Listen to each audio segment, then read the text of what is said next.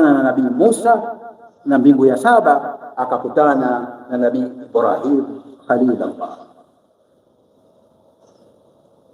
Mtume sallallahu alaihi wasallam wakati alipofika mbingu ya saba, Jibrili akamwambia, sasa hapa mimi ndio mwisho wangu, huko mimi sina uwezo wa kufika.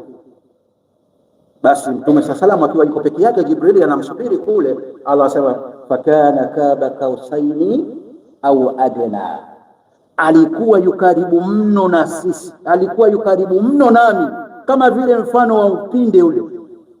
Fa auha ila abdihi ma auha, sasa hapo ndipo tulipomfunulia mja wetu yale ambayo tunataka kumpa, ambayo aliyopewa Mtume sallallahu alaihi wasallam. Sala leo ndio unaifanyia mchezo, unakuja tu hapa kuswali Jumaa mpaka Ijumaa, Ramadhani mpaka Ramadhani, mpaka vile unavyotaka wewe. Ni ibada adhimu, kwa sababu ibada zote, sheria zote Mtume sallallahu